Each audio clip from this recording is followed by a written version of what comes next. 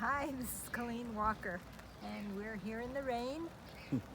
And I just wanted to let you know what we're doing in this segment of my YouTube video, and I'm going to be interviewing a fellow artist, Dow Harris, from Rancho Oso near Santa Barbara. Hope you enjoy. So if you want to just take over and just say whatever you want about your art. Tell us a little bit about yourself. Sure. And you know, how long you've been creating art and that sort of Okay.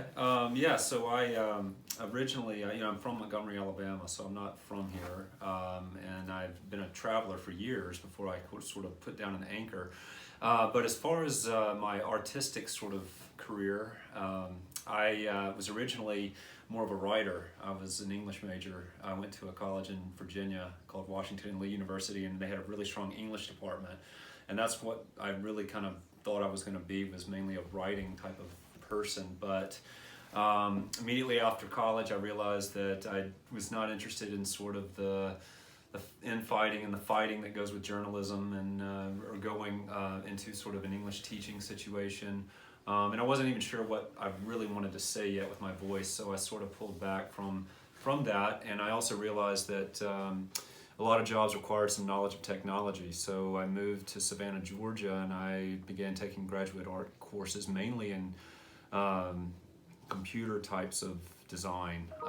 Initially I was more of an actor because of my English background, but then I quickly moved to web design and sort of graphic design types of things, and then kind of putting the cart before the horse. I was doing that, and then I ended up coming back and taking more drawing classes and some painting and traditional stuff. And but when I left that, I was thinking more in terms of technology, and then I began this long journey across the country.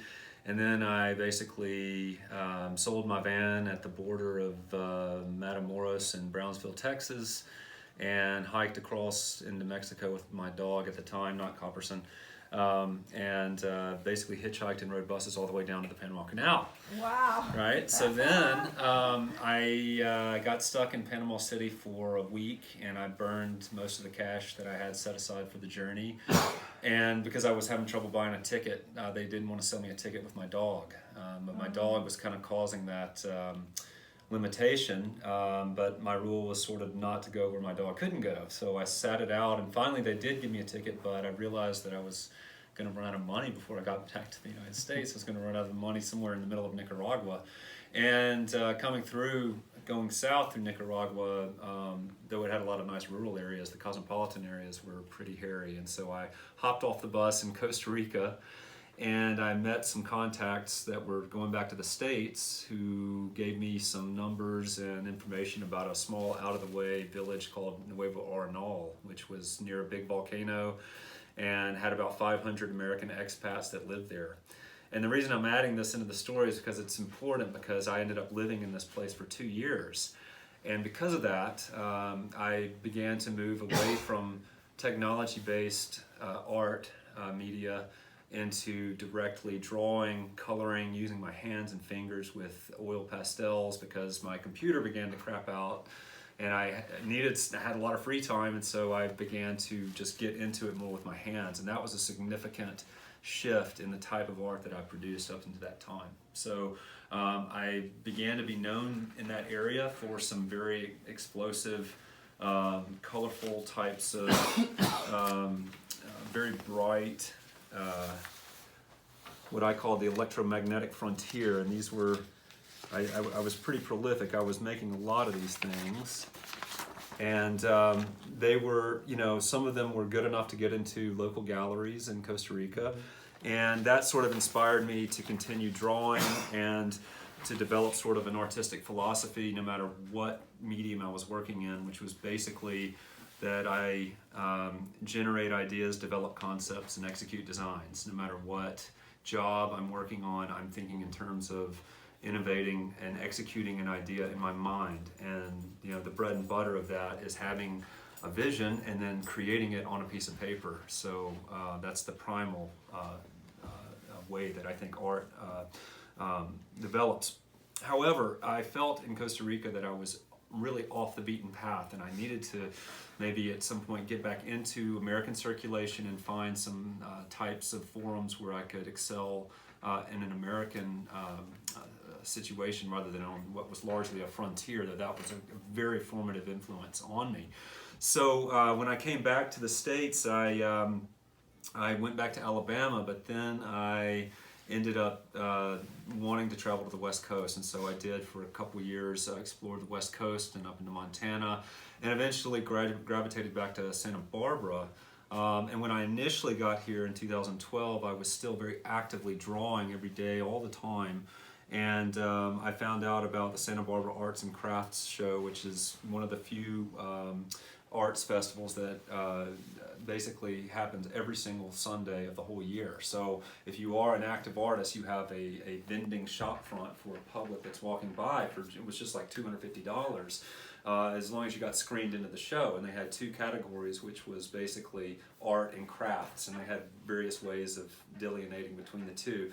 But so I got in with the arts side, and at that time I sort of developed an idea to do something that was based on, it just developed as a card, almost like a tarot card sort of system of my own, and I sort of had a way that I would do it with circles, with you know, sort of like a window, and that was just sort of the nature of that series, which I'd kind of been working on because I liked the idea of mandala, you know, and so then it evolved into where I was doing more than symbols, but actually drawing human pictures in there, and I ultimately did 100 of those. So now, it was. Are these all done on the black? When you start with the Most black? of them, and that's where, you know, I developed a sort of a technique that I liked with the black as the background. Originally it was white, and then I just realized, I don't know, it just sort of evolved. Yeah. So then I began to do other things too, breaking out of the circle, but I liked the black and the way that the pastels and colors sort of popped off of it, almost like it was glowing. And and you see another real frequent theme in my work is energy and electricity, and using the color to sort of suggest living energy. So my success with the show was that I did sell pieces, but I was not a financial success at the show. I mean, I don't feel like I was really covering my living expenses. People would often say, wow, this is really striking, but the type of market that show in particular was playing more towards photographers and people who had tourist souvenirs of Santa Barbara, and my stuff was very esoteric and kind of out there, and it appealed to people, but I wasn't making enough to make it an economic livelihood. I would have to have other jobs. But the upshot of it and my success of that, I think I didn't measure by the amount of money I was making, but by the fact that I actually was very popular at the show, and I was able to get elected onto the screening council by the end of my period of working there. So I spent several months screening people in and actually enforcing some of the restrictions and rules that they had for determining whether this or that was a craft or an art or just a total, you know, con job. Yeah. So yeah. and so in summary, that's, you know, kind of my artistic career Let's journey. see this piece. So actively, I'm You always did a working good picture on a of that piece, picture. and this is sort of this is an ancient Persian script right here, and this is a sort of an image from ancient Zoroastrian Persian religious motifs of a human guardian angel merger. Okay, so I thought that was kind of a cool concept, and I like writing systems, old writing systems, so this was kind of neat. And again, I'm using pencils, inks, and dry pastels on the black paper, not the oil pastels. So now I kind of broke out of that circle thing, and now I just do, you know, the normal kind of time at the end of the day whenever I have you know, spare moment. And then what I do, I have found actually the type of artist that I am is that if a piece resonates with somebody, or I feel that maybe there's a gift exchange, I will often give a piece away. I just feel that is the type of artist that I am at this point. So, you know, but most of the ones that I did at the art show have been the best ones I sold or gave away, and I still have said I feel that the best ones got sort of whisked away. But still some interesting pieces, I think. That's not always the case. The best ones go. Yeah, but still some Wow, interesting pieces. yeah. And a lot of, like, see, this is when I was still working on the light paper, and I was still sort of just Yeah, developing, the difference of the. developing sort of Yeah. and these are not in sequential order, so, you know, by here I'd sort of gotten into the black. This is a still gray, and I had one that was all different shades of these maybe 12 by 18 pieces. So I was just seeing how the different, the way that the color, you know, Yeah, happened. yeah. So yeah, and each one of these, you know, there was a lot of research that went into this whole thing. It wasn't just random stuff that was coming to me. I was studying astrology texts, and you know, like this would be, you know, this would be Saturn in Leo, and it would be a fire symbol, and this was the 18th one that I did. So in each suit, you know, each four Oh, of, wow. of four Yeah. of the elements, there's probably 20 pieces, and the total was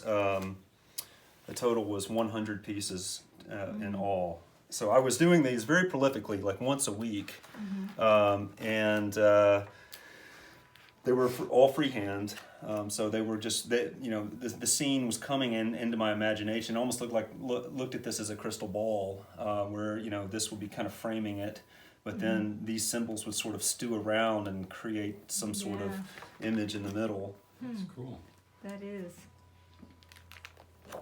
I admire people that can create the art out of their mind. I seem to always have to have something that I'm, you know, I do portraits, of course, so I can't just remember what somebody looks like and do it. I have to have, you know, Something, that a image, reference, right? I mean, and that's a discipline unto itself. I always had more trouble with that, but my idea with kind of the way I was doing it was, what could I do that you couldn't take a picture of in the world? Oh, yeah. So if I had a camera in my imagination, Yeah. and I could take a picture, could I hold that and Yeah. somehow manifest it? And it was never as good as it appeared in my mind. You know what I'm saying? But you just sort of make compromises, and you do what you Yeah. can Yeah. to, well, you know, the thing that I found is, once you begin to apply color, that's it. You know, this is real. It's not. We're not going back. There's no erasing. You can't undo it like 20 times. Yeah. And it's a good sort of discipline to go through, because you're actually kind of waiting out there. Yeah. You're taking a chance, and you're saying, I'm going with this no matter what. See, and I started with watercolor, and it's that very same thing. It's very unforgiving. You know, once you go a direction, you know, it's very hard to change that direction. Right. Yeah. And you just have to go with it. Yeah. And if something goes off this way, then maybe Yeah. you just have to make it into Yeah. something that, you know, Yeah, makes it's sense. kind of- but if somebody was interested in purchasing your art, do you want to give some information on how? Well, I Because mean, it's- they can look me up on Facebook, or you know, my Give us your full name again.